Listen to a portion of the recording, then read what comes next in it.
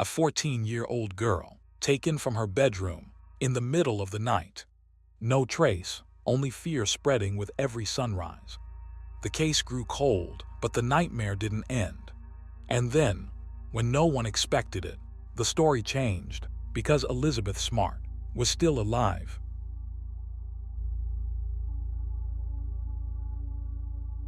A quiet home in Salt Lake City, a family asleep behind locked doors, a 14-year-old girl in her bedroom, safe in the way only a normal night can feel safe. And then, sometime after midnight, an intruder steps inside, armed, and within minutes she's gone. Her name is Elizabeth Smart.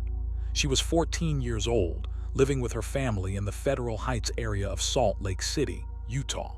It was June of 2002, and nothing about that night was supposed to stand out. There were no warnings, no obvious threats, no reason to believe that the next few hours would become one of the most haunting kidnapping cases in modern American history. Earlier that evening, the Smart family had done what they always did. They gathered together as a family, had their evening prayer, and then put the kids to bed. It was routine, familiar, and quiet. The kind of normal that makes you drop your guard without even realizing it. The parents were exhausted, the house settled, and the night moved forward the way it always had before. But around 2:00 a.m., that routine shattered. An intruder entered Elizabeth's bedroom. The abduction is described as being at knife point, and in other coverage it's also described as gunpoint. What is confirmed is that the intruder was armed and the threat was immediate.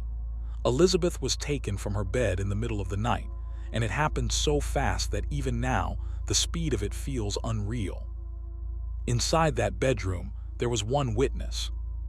Elizabeth's 9-year-old sister, Mary Catherine, was in the room. She heard the conversation, she heard the threats, and when the intruder warned her, when he made it clear that if she moved or made a sound, he would kill her, Mary Catherine did the only thing a terrified child could do. She pretended to be asleep. She stayed still. She stayed silent. She survived. And that raises a question that's hard to even say out loud. How does a 9-year-old stay silent while her sister is being taken? It wasn't courage in the way movies show courage. It was fear. It was instinct. It was a child understanding, in real time, that one wrong move could mean she never sees the morning either. Not long after, Mary Catherine went to her mother and said the words that turned a normal night into a living nightmare. She told her, "Mom, somebody's taking Elizabeth." At first, the mother didn't immediately understand what she was hearing. It sounded like the kind of thing a child might say after a bad dream, but the family didn't ignore it. They moved. They checked. They went from room to room, scanning the house, calling her name, trying to make sense of it. And with every door that opened to nothing, the panic became heavier, more real, more final. Elizabeth wasn't there. Downstairs, the truth revealed itself in a way that was brutally physical. In the kitchen, they saw it. The window screen had been cut. It wasn't a misunderstanding. It wasn't a sleepwalking moment. It wasn't a child wandering off. The home had been breached. That single detail changes everything. A cut screen means someone entered with intent. Someone came prepared. Someone knew what they were doing, or at least knew what they wanted. And it leads to another question that hits like ice water. If someone cut the screen and climbed in, how did they do it without waking anyone else? Investigators later described that there were multiple ways someone determined could have gotten into the home. The window was fairly high off the ground, and there was discussion about the physical effort it would take, how someone might need to step on a chair or even step higher just to reach the screen and make the cuts. The opening left by the sliding window wasn't wide. It was the kind of space you'd have to squeeze through. That matters because it suggests the intruder didn't just wander in. They worked for it. When police arrived, the neighborhood was quickly sealed off. Officers did an initial walkthrough, focusing on the kitchen window area and the bedroom where the abduction took place. The scene was urgent, chaotic, and emotionally charged because everyone understood what this meant. A 14-year-old girl had been taken from her own bedroom in the middle of the night. But in the earliest hours, there was a major problem, one that would follow the case like a shadow. The Smart home was not immediately sealed by police, and because of that, forensic clues were contaminated. The air inside the house wasn't preserved. The surfaces weren't protected. The timeline wasn't locked down the way investigators would want in a perfect world. And in a case like this, perfect world evidence is often the difference between a lead and a dead end. So the question becomes unavoidable. In a case like this, what evidence was lost in those first critical minutes? Fingerprints, fibers, footprints, tool marks, any small trace that could have helped identify who entered that house. The reality is, exactly what was lost is unknown, not confirmed. But what is confirmed is that contamination happened, and that meant investigators were suddenly working with less than they needed.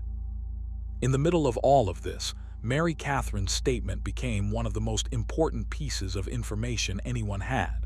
She described hearing the conversation in the room. She described threats against Elizabeth, against the family, and against her. And she said something that would matter more and more as the case unfolded. She said the voice sounded familiar. Not familiar enough to name right away, not clear enough to immediately place, but familiar enough to stick in her mind. In those first hours, that was almost all they had to go on: an armed intruder, a cut screen, and a child witness who recognized something she couldn't yet explain. Investigators also had to confront the motive, because motive shapes the search. And when a 14-year-old girl is missing after being taken from her bedroom, one possibility has to be considered immediately. This could be a sex crime. It's a horrifying reality, but it's a reality investigators cannot avoid. What made this case even more unsettling was how Elizabeth appeared on paper to be an unlikely target. The Smart family was faith-based, known as a stable and caring home. Elizabeth wasn't described as rebellious. She wasn't sneaking out at night. She wasn't meeting strangers online. She wasn't living the kind of lifestyle that people unfairly try to blame when tragedy happens. By all accounts presented in the information here, she had a low-risk victim profile. She was interested in the harp and horses. She was a teenager who seemed, to the people around her, protected by routine and community and the simple assumption that home is safe. And yet she was taken anyway. So the question that lingers right at the start, before the search even truly begins, is the simplest and most terrifying one. So why her? Elizabeth Smart was abducted from her bedroom in the middle of the night, leaving behind a cut window screen and a traumatized child witness. In a matter of minutes, the Smart family's life became a nightmare. And for investigators, it became a race against time, one that started with fear, confusion, and a crime scene that was already slipping away.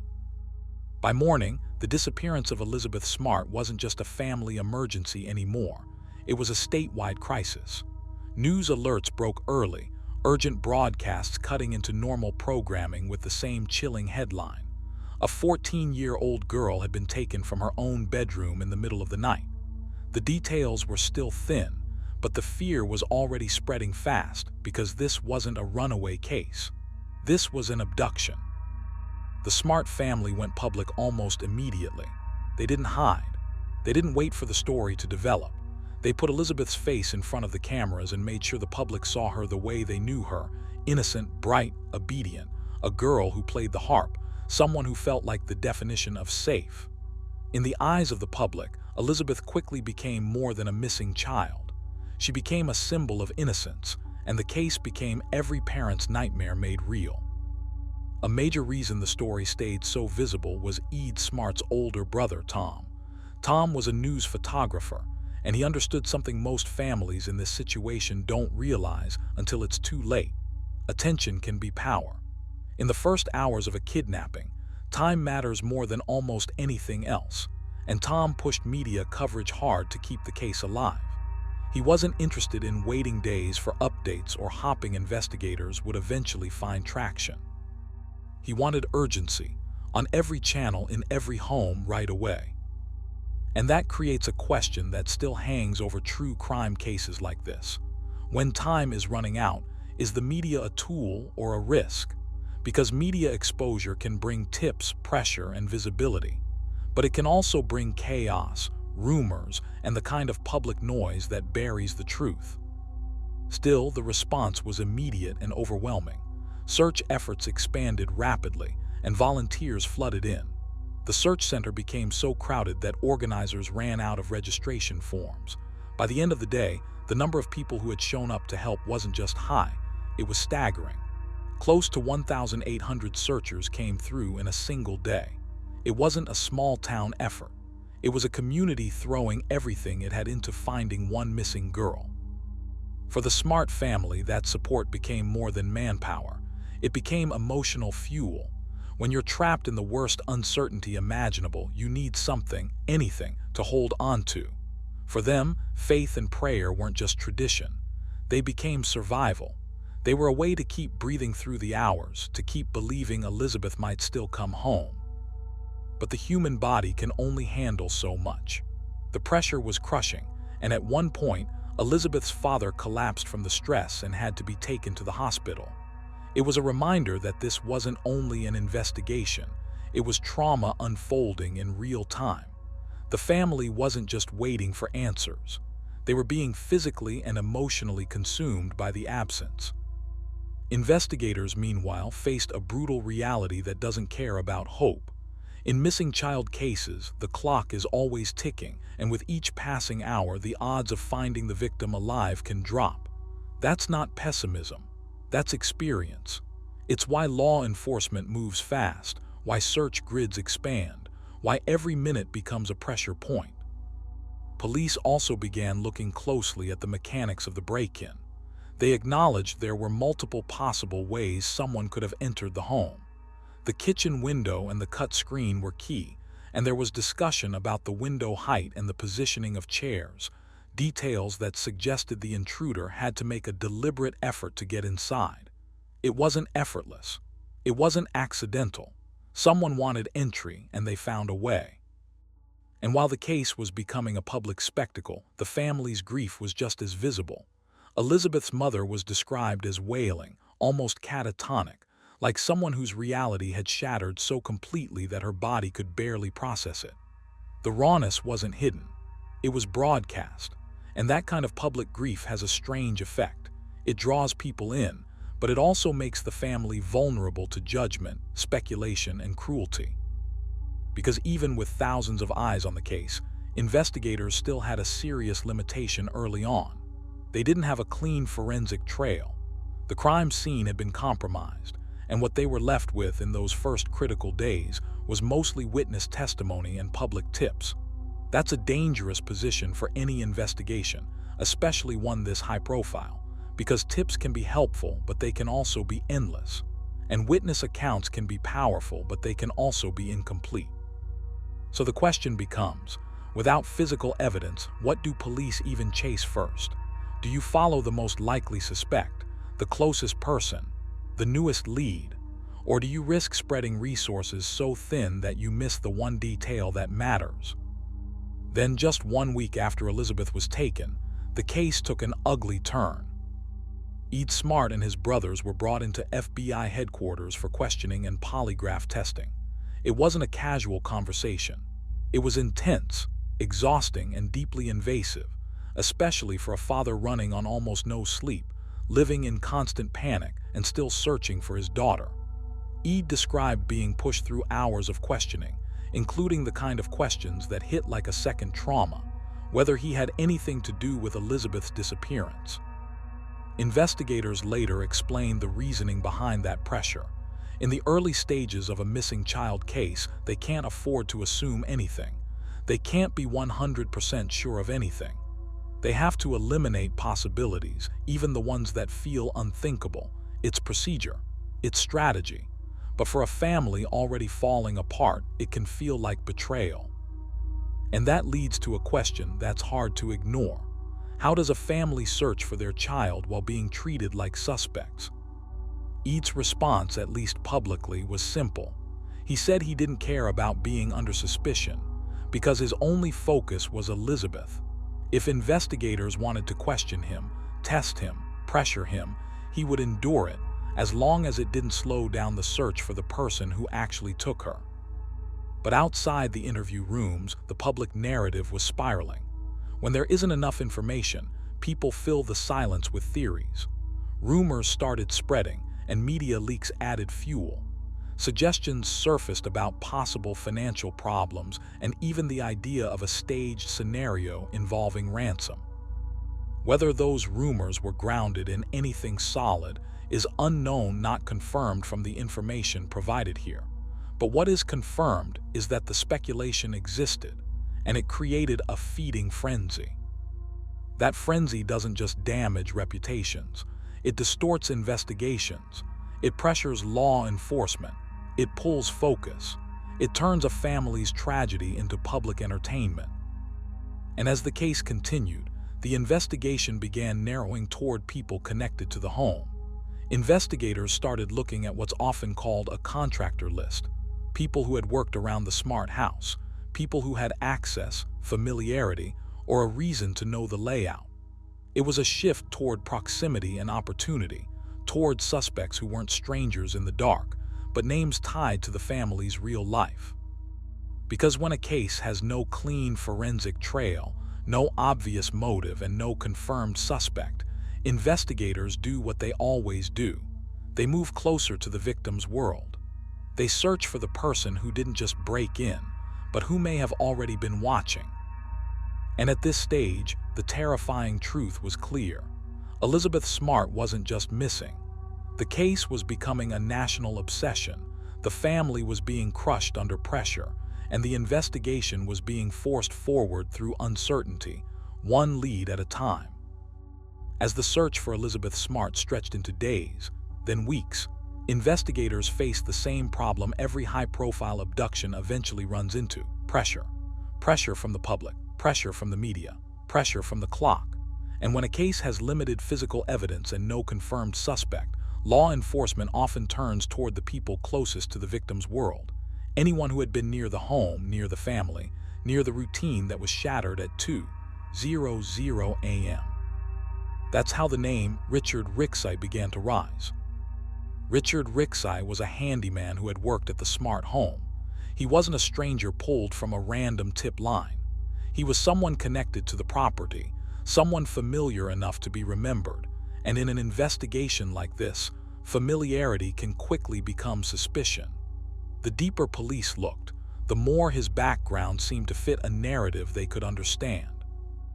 Rixey had a criminal history. He was on parole. There were allegations tied to theft, most notably a claim involving an expensive bracelet that belonged to Lois Smart. And when investigators searched the trailer where Rixey was living, they found property that had been stolen from the Smart family.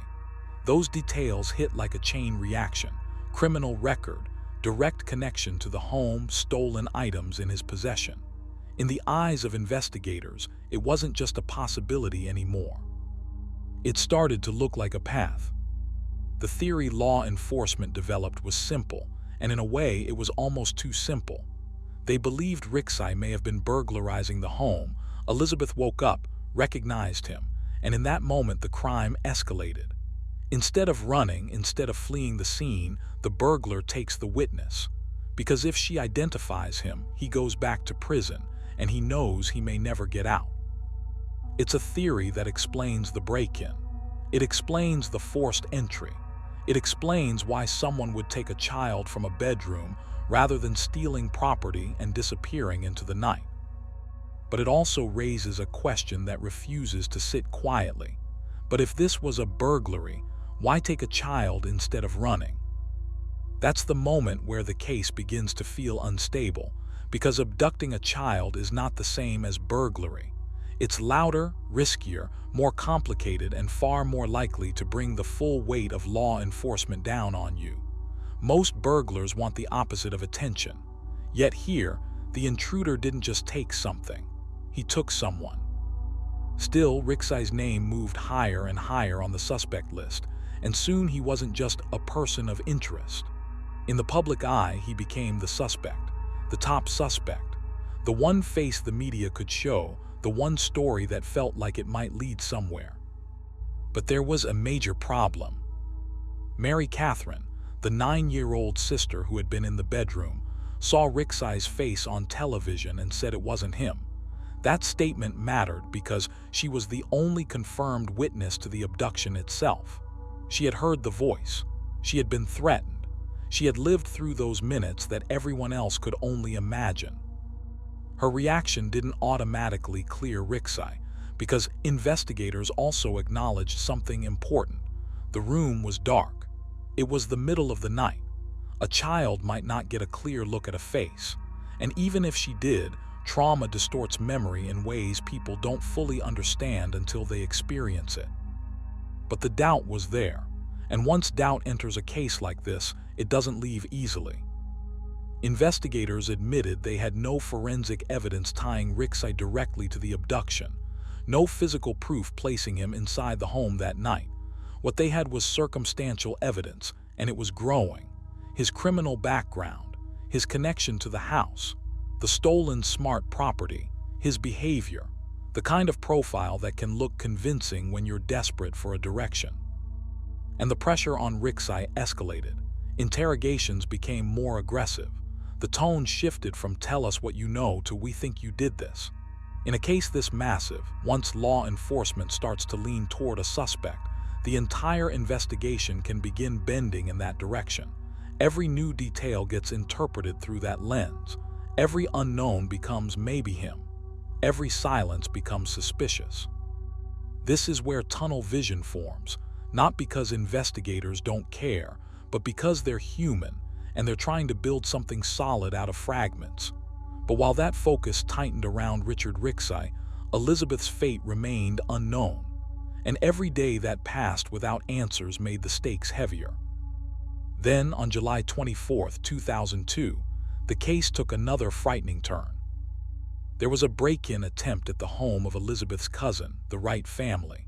It happened around 2:30 in the morning, a time that instantly made the event feel connected. A loud crash woke the household. The daughter's room was targeted. A sharp object was seen moving in and out, as if someone was trying to force entry. And when the family looked closer, they saw details that felt chillingly familiar. The screen had been cut, and outside the window, chairs were placed back to back. It wasn't just a random disturbance. It looked like a pattern. And that brings the question every family member would ask in that moment: copycat, or the same person coming back? Investigators debated it. On one hand, cut screens are common in summertime burglaries. Windows are open more often and screens are an easy point of entry. On its own, a cut screen isn't rare. But the chair detail, that strange setup, stood out. And yet police also considered another possibility: kids pranking, imitating what they'd seen on the news. But for the family, it didn't feel like a prank. It felt like the nightmare was spreading. Fear moved through the extended family fast. People changed sleeping arrangements. Kids slept with parents or together in groups. Alarm systems were installed. The sense of safety that used to come with night was gone. And then there was the detail that made it even more confusing. Richard Ricksai was in prison at the time, and he had an alibi for this break-in attempt. That didn't automatically prove he was innocent of Elizabeth's abduction, but it raised serious doubt about the idea that he was behind everything happening. Because if this second incident was connected and Ricksai couldn't have done it, then who was actually out there? The investigation was already fragile. Now it was fractured. And then on August 3rd, investigators received news that would slam another door shut. The FBI called with an update. Ricksai had collapsed, suffered a medical emergency, and was on life support. 3 days later, he was dead. He died less than 2 months after Elizabeth was kidnapped, before he could answer the biggest questions hanging over the case. And that moment forces one more question, the one that makes the entire story feel like it's slipping through everyone's hands. If Ricksai was the guy, why does it still feel like nothing makes sense? Because his death didn't bring closure. It didn't bring Elizabeth back. It didn't produce evidence. It didn't unlock the mystery. It only removed the possibility of ever getting clear answers from the man police had been focusing on. To the public, though, the story began to shift.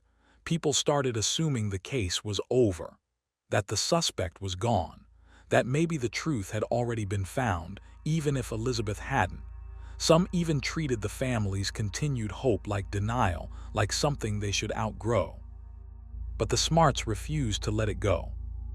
They had searched too much, waited too long, and suffered too deeply to accept an ending that didn't make sense. They hadn't found evidence that Elizabeth was dead. They hadn't found proof of what happened. And as long as there was no confirmation, they held onto the only thing left that could keep them moving forward. Hope. Even when the mind starts whispering the worst, the heart doesn't always obey. And for the Smarts, that divide became the emotional battlefield of the entire case, one part of them bracing for tragedy, the other part refusing to surrender Elizabeth to silence. As the summer faded into fall, the Elizabeth Smart investigation entered a phase that can feel almost unreal in hindsight. Because the longer she remained missing, the more the case began producing reports that sounded too strange to be true, yet too consistent to ignore. People started coming forward with sightings, not of a lone suspect running through the dark, but of a trio that didn't look like anyone else on the streets of Salt Lake City. The descriptions were unsettlingly specific. A bearded man walking with two females beside him, both dressed in gray or white robes. Their faces were veiled, leaving only their eyes visible. They moved together like a unit, like a small group that didn't belong to any recognizable community or culture in the area, yet walked with the confidence of people who weren't afraid of being seen. One report came from a mountain biker on a trail behind his house. It was about a month after Elizabeth was taken. He described seeing the man first, then noticing two women behind him. The robes, the veils, the way the scene didn't fit the landscape, like something from another time.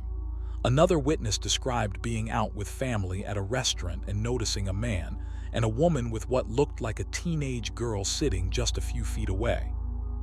They stacked vegetables on their plates, cucumbers and greens, like people trying to fill up fast, like they weren't sure when the next meal would come. And then there was the detail that made the sightings feel even more disturbing. The young girl. Witnesses said she stood out. She was dressed similarly, but the most striking thing was that her face was hidden. Only her eyes could be seen, and the way they described those eyes wasn't casual. It was the kind of description that sticks with someone long after the moment is over. Her eyes looked quite fat, tired, swollen, like a child who hadn't slept properly in a long time. There was something heavy in them, something wrong. An unsettling presence that didn't match the normal expressions of teenagers walking around in public. And that's where the question becomes almost unbearable, because it points straight at the people who saw her and didn't act. How do people see something that's strange and still walk away? The answer in most cases is that people don't want to believe what they're seeing. They rationalize it. They assume it's a costume, a performance, a religious group they don't understand. They tell themselves it's none of their business. And in America, there's also a deep instinct to avoid interfering with what looks like someone else's religion, even when the scene feels off. But behind those sightings, Elizabeth's reality was becoming darker than the public could fully understand at the time. According to the information available here, Elizabeth's identity was forcibly stripped away. She was repeatedly told she was evil. She was threatened, told that if she tried to escape, her family would be murdered. And slowly, through fear and control, her old life was erased and replaced with something else. She was given a new name, Augustine. That name matters because it signals something deeper than hiding. It signals ownership, control, a deliberate attempt to rewrite who she was so that even if she was seen, she might not respond the way people expected Elizabeth Smart to respond. And the most chilling part is that she wasn't hidden deep in some unknown location the entire time. She was reportedly disguised and seen walking canyon paths near her own home, the same kinds of paths that rose behind her parents' neighborhood. In other words, she may have been close enough to the search efforts to hear them, close enough to be in the same air as the people desperately calling her name. But close doesn't mean reachable. Not when the person controlling her has weapons, threats, and psychological power. Not when she believes her family will die if she runs. Not when she's been conditioned to stay silent. The captivity details that are confirmed in the background information are horrifying, and they paint a picture of survival under constant abuse. Elizabeth was held at mountain campsites near Salt Lake City and later in San Diego. During her captivity, 274 days, she was repeatedly raped. She was starved. She was forced to use drugs and alcohol. She was compelled to wear veils in public. And that detail, veils in public, is what makes the sighting so haunting, because it suggests that people may have been looking directly at her without realizing it. Or worse, they may have suspected it was her but didn't have the certainty to act. Which brings the most painful question of all. If she was being seen outside, what stopped someone from stepping in sooner? Part of it is that she didn't look like the photos on the missing posters. She wasn't walking freely, smiling, making eye contact, speaking for herself. She was covered, controlled, moving with adults who appeared confident and commanding. And even when law enforcement or the public sees something unusual, automatically criminal. Without a clear identification, people hesitate. They second-guess themselves. They move on. And as these sightings circulated, the atmosphere around the case turned eerie. Because now, the horror wasn't just the idea that Elizabeth had been taken. It was the possibility that she was alive, nearby, moving through public spaces, yet completely unreachable, like a ghost walking through her own city while thousands searched for her. Then in October of 2002, something shifted. It didn't come from a new forensic discovery. It didn't come from a breakthrough interrogation. It came from the one person who had been there when it started, the child witness whose memory had been carrying a sound she couldn't place. Mary Catherine suddenly came forward and said she thought she knew who it was.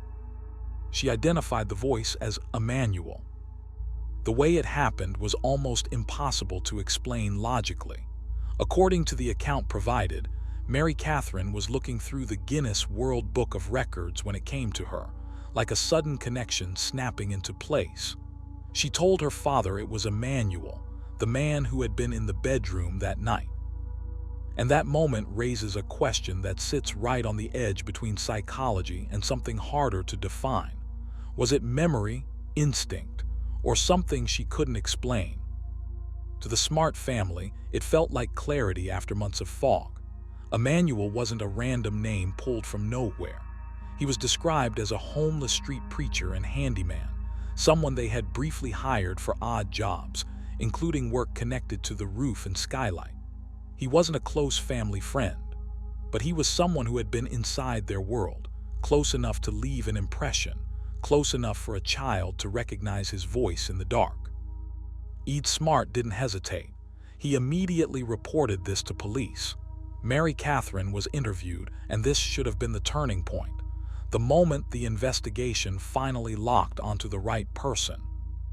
But the response from law enforcement, according to the information provided, was hesitant. Investigators were still stuck in the Rixey theory. Even after the only eyewitness named a suspect, the family was told not to go public, out of concern that it would scare the suspect off. And that leads to the question the family couldn't stop asking. Why would investigators downplay the only eyewitness naming a suspect? Week by week, frustration grew. The family feared the memory would fade, that Mary Catherine's certainty would weaken with time, that the lead would die the slow death so many leads die, smothered by delay and doubt.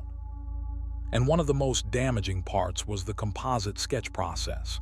Instead of moving immediately, weeks passed before a sketch was completed. In a case where the suspect's appearance could change, where the public might be the key, that delay wasn't just inconvenient, it was potentially catastrophic. Because in a case like this, time doesn't just reduce chances. Time gives the abductor space. Space to move. Space to hide. Space to make a child disappear in plain sight.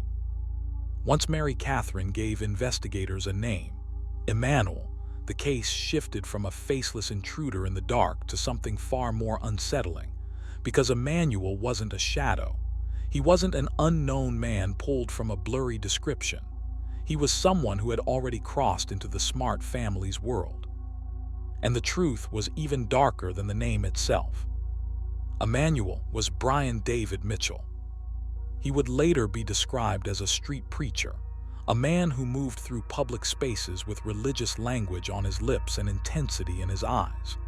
But behind that outward identity was a history that, based on the information available here, showed a long pattern of instability, boundary violations, and predatory behavior. Mitchell was born into a strict Mormon family. He was the middle son, and the background described includes harsh punishment and the kind of childhood environment where anger and control shaped daily life. Even as a child, there were signs that something was off. The information provided describes an excessive early interest in sex, including an incident involving explicit material and playing doctor with neighborhood kids. As he grew older, things escalated. He got into drugs and alcohol. In high school, he was reportedly caught preying on very young girls, including an incident where he exposed himself to a young neighbor girl, bringing him into trouble with juvenile authorities.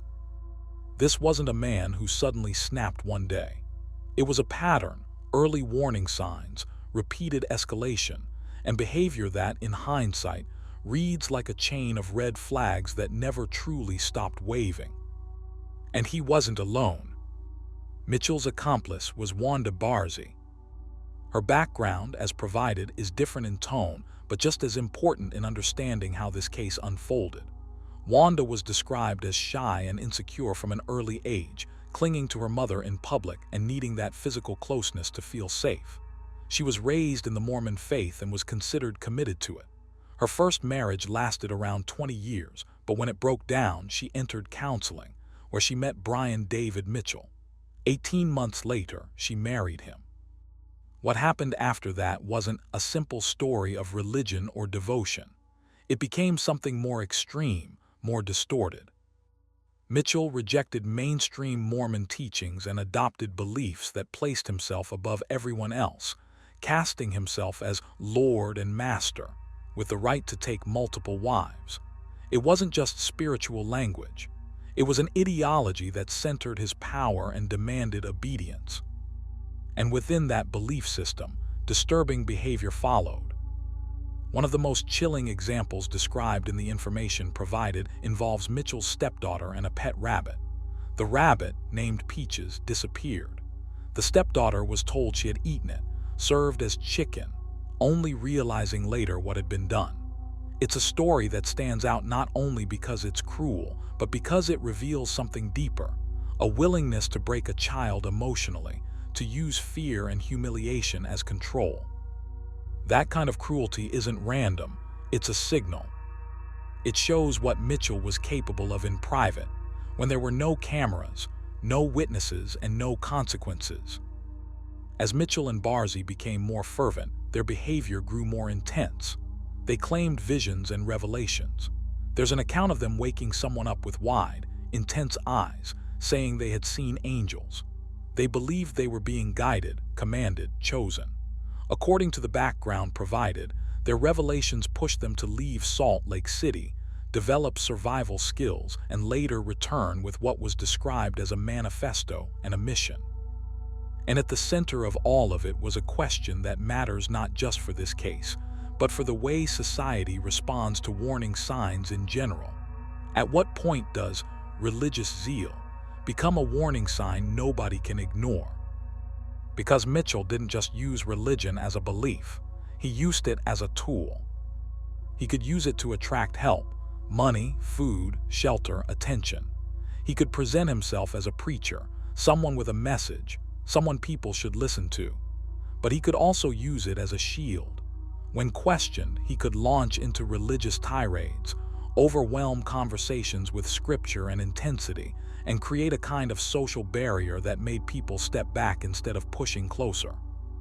That manipulation matters, because it helps explain how a man could move through public spaces with a veiled child beside him and still avoid intervention. And while investigators were still catching up to the name, Emmanuel, Elizabeth's reality was already shifting again, far beyond Utah. By October, before the public sketch push gained real momentum, Elizabeth was taken to the Salt Lake City bus station. According to the information provided, she had a veil tied tightly across her face. She boarded a bus and was transported hundreds of miles away to Lakeside, a small town in Southern California. Lakeside mattered for one simple reason. It was the kind of place where unusual appearances didn't necessarily trigger immediate alarm. If you were living on the streets, it could be an optimal place to be. A place where people might look twice, but not call police. A place where someone could blend into the background by being strange enough that others didn't want to get involved. And in Lakeside, there was an encounter that feels like a nightmare in hindsight. A police officer responded to a call about aggressive panhandlers. When the officer approached the trio, Mitchell gave personal information, false names. He identified himself as David Traulson, the older woman as Lois Traulson, and the young girl as Esther Traulson, claiming she was his daughter. The officer ran the names and dates of birth through the system. Nothing came up. No warrants, no alerts, no immediate red flags in the database. And that leads to the question that still stings years later. If law enforcement spoke to them directly, how did the system still miss her? Because on the street in that moment, Elizabeth was not Elizabeth Smart to the computer. She was a veiled girl with a man who could talk, answer questions, and present a story. And without a confirmed identification, the moment passed. The living conditions described were brutal. The trio reportedly lived in the bottom of a dried-out riverbed, sleeping on the ground, tucked away under brush and rough tarpaulin. It was survival living, hidden but not invisible. Mitchell's manipulation continued there too. When confronted, he could turn conversation into a religious performance, an intense tirade that made further questioning feel pointless or even inappropriate. That tactic created insulation, a way to stop people from digging deeper. Then came one of the most painful near misses in the entire case. San Diego police actually had Brian David Mitchell in custody. He had broken into a local Presbyterian church. He was charged. He spent 3 days in the local jail. He was seen in court, and a judge assigned restitution for a broken window, and then he was released. At the time, according to the information provided, San Diego authorities were not aware that Salt Lake investigators were interested in him. Even though he had been identified by name locally, the connection to Elizabeth Smart's case didn't reach them in time. And it leaves behind a question that's impossible to forget. How close was this case to ending right there? 3 days. That's all it was. 3 days where Elizabeth could have been found, identified, rescued. If the right name had been in the right system at the right time, if the right alert had reached the right department, if the puzzle pieces had connected before Mitchell walked back out into the world. Instead, the false identity held. The trail stayed cold, and Elizabeth remained hidden in plain sight, moved out of state, controlled through fear, and surrounded by adults who knew exactly how to look strange enough that people would stare but not intervene. By the time months had passed with no rescue, no arrest, and no clear public breakthrough, the Smart family reached a point that many families in this situation eventually face, a breaking point where waiting quietly no longer feels like an option. They had already lived through the initial chaos. They had already endured the early investigative mistakes, the rumors, the tunnel vision. They had already watched leads flare up and die out. And now, with Elizabeth still missing, they felt the urgency slipping away from the public, the pressure easing off the system, the case slowly becoming yesterday's headline. So they planned to go public again, more aggressively this time. It wasn't just about attention, it was about survival. Because when investigators hesitate, when official momentum stalls, the family becomes the engine. And the Smart family, especially Tom Smart, was determined to keep that engine running no matter what it cost them. The press conference that followed was described as a shotgun blast to the public, wide, loud, and impossible to ignore. The goal wasn't subtlety. The goal was reach. They needed the right person to hear the right details and make the right connection. And that's exactly what happened. The story finally reached someone who didn't just recognize the face from a poster or the description from the news, but recognized the man behind it. Mitchell's sister read about the street preacher named Emmanuel, someone who did occasional handiwork on homes, and she felt that chill of recognition. According to the information provided, she called police anonymously and identified him as her brother, Brian David Mitchell. That moment mattered because it wasn't speculation anymore. It wasn't a guess based on a blurry sketch or a vague memory. It was family recognition, the kind of identification that cuts through uncertainty. At the same time, Tom Smart became even more deeply involved in the investigation. He didn't wait for updates. He didn't accept "we can't tell you" as an answer. He pushed beyond what police would share, driven by the kind of desperation that turns into focus. If officials wouldn't move fast enough, Tom would move for them. He began tracking down places the trio had been seen. He followed the threads that most people would dismiss as rumors and turned them into questions that demanded answers. And at one point, he located a cafe, described as a soup and salad restaurant, where the trio had reportedly frequented. When Tom spoke to a manager there, he heard something that hit him like a physical blow. The manager mentioned Mary and Joseph, saying the last time she saw them, the man was with a woman and a girl. And when Tom asked the question that mattered most, whether the girl could have been Elizabeth, he was told yes, it could have been. That's the kind of moment that changes everything for a family, because it's not just a theory anymore. It's not just hope. It's the possibility that your missing child has been sitting in public places, close enough to be seen, close enough to be noticed, and still not rescued. And it forces a question that's almost impossible to answer without anger. If employees suspected it was her, why didn't it trigger an immediate rescue? The truth is, suspicion isn't proof. A feeling isn't an identification. People hesitate. They second guess. They assume someone else will handle it. And in a world where you can't just grab a child and rip off a veil, even when something feels wrong, the moment passes. But the Smart family didn't let it pass. With the composite sketch circulating and public exposure growing, tips started increasing. The descriptions sharpened. The suspect was no longer a clean-cut handyman or a vague shadow in the dark. Now, witnesses described a man in robes, with a long beard, so dramatically different from earlier impressions that some people said he looked like a member of the Taliban. And that detail mattered because it explained one of the most frustrating elements of the case, why the early sketch didn't click for some witnesses. Mitchell's appearance could change dramatically depending on his hair and beard. The same man could look like two different people in 2 different months. A clean-shaven preacher could become a robed figure with intense eyes and a heavy beard, blending into the background of street life, where unusual doesn't automatically mean criminal. The disguise wasn't just clothing. It was identity. It was transformation.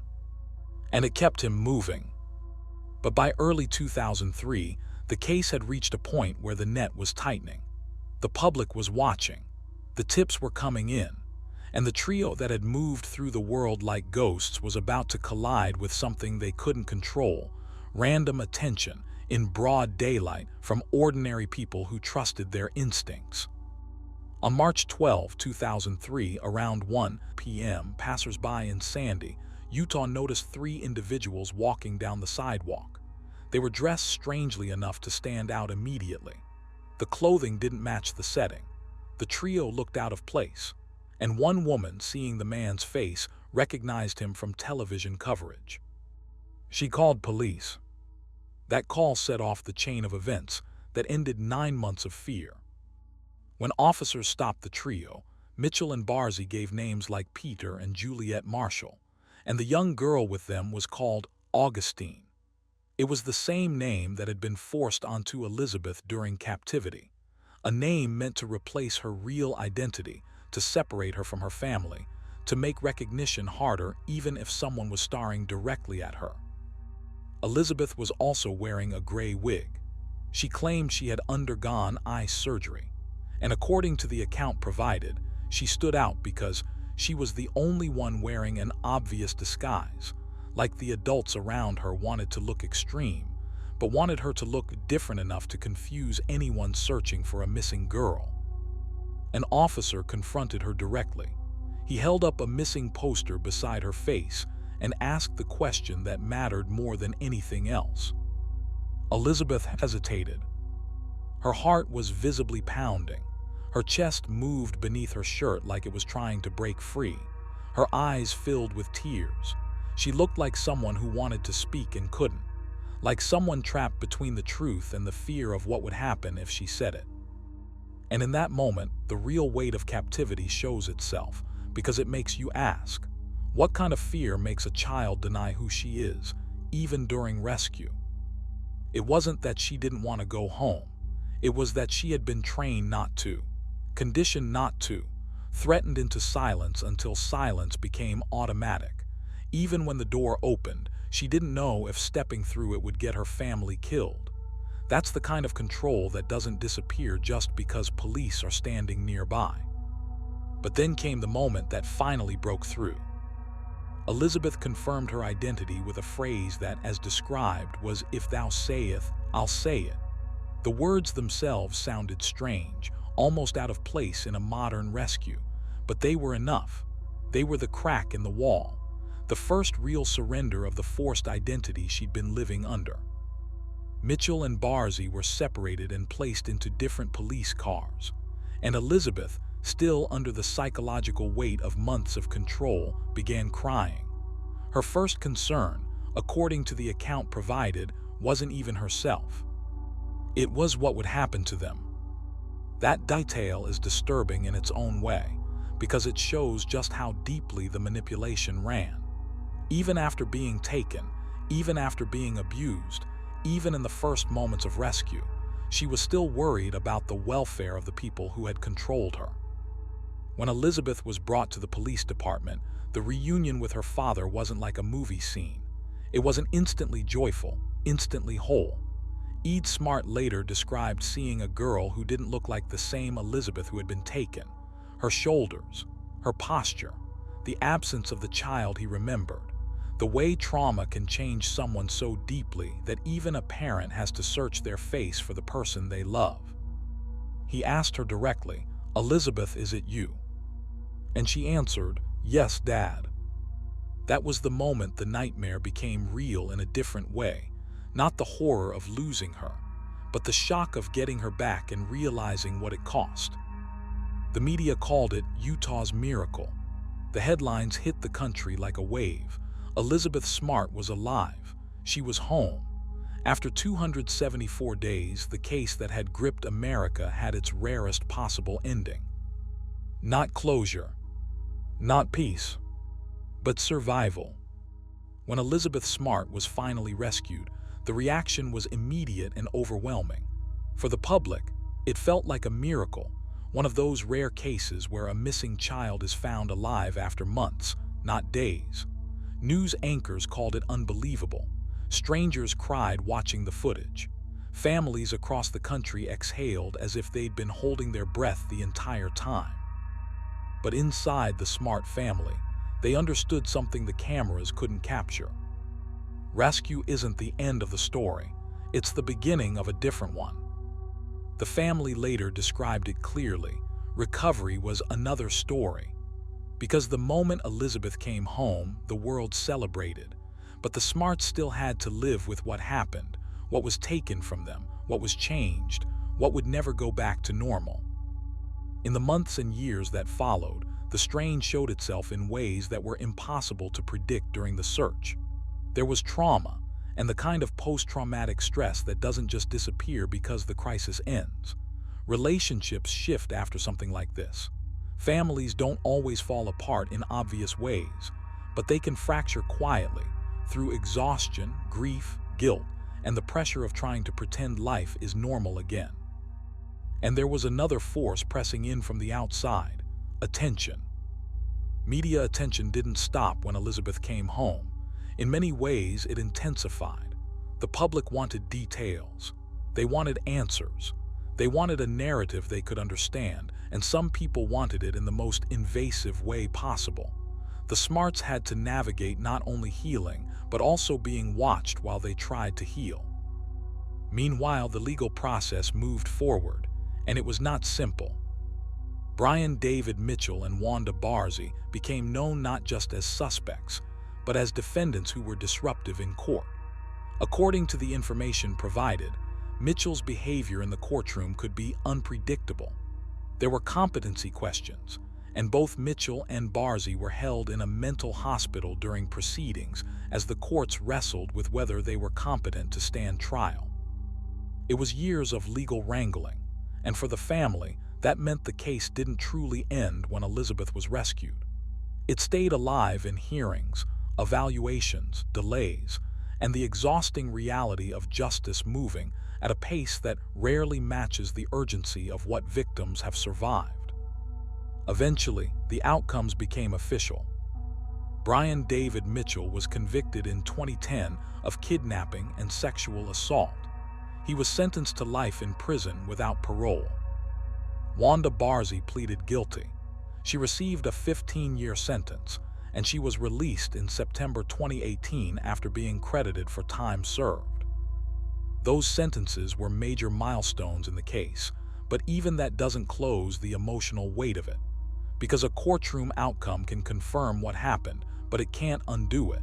It can't return time. It can't erase fear. And it can't fully answer the question of how someone could live through 274 days of captivity and still have to fight for peace afterward.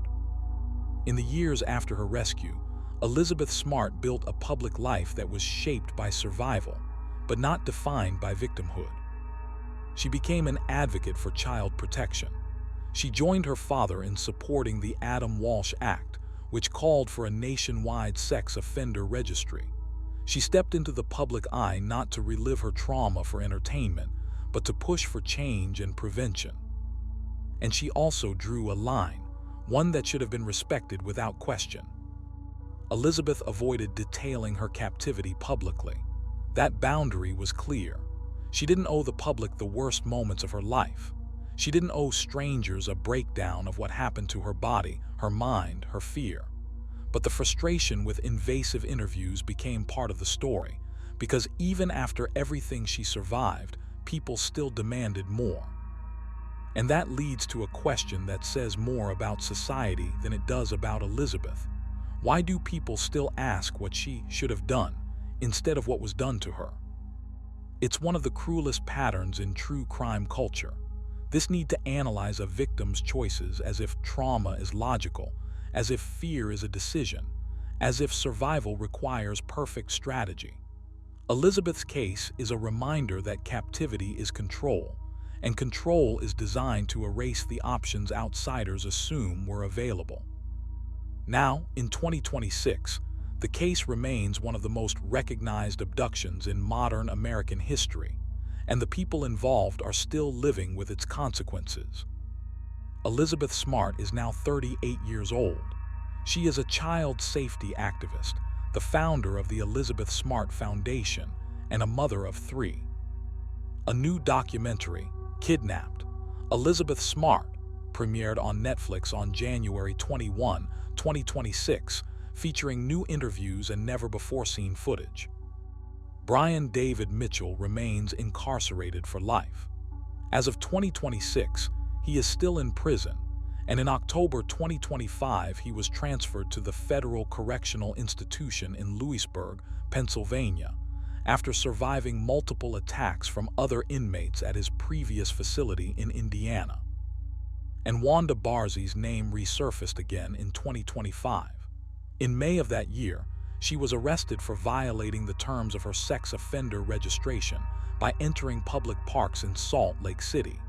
She claimed she was commanded by the Lord to visit the parks. As of early 2026, she remains under judicial monitoring pending further legal proceedings. Looking back, the Elizabeth Smart case wasn't just a story of a kidnapping and a rescue. It exposed the terrifying reality of how quickly a normal home can be violated. It revealed how investigations can be shaped by early mistakes, tunnel vision, and missed chances. It showed how public attention can help and harm at the same time. And it proved that survival doesn't end when someone is found. It continues for years, in silence, in recovery, and in the decision to keep living. Share your thoughts in the comments, like, subscribe, and thank you for watching.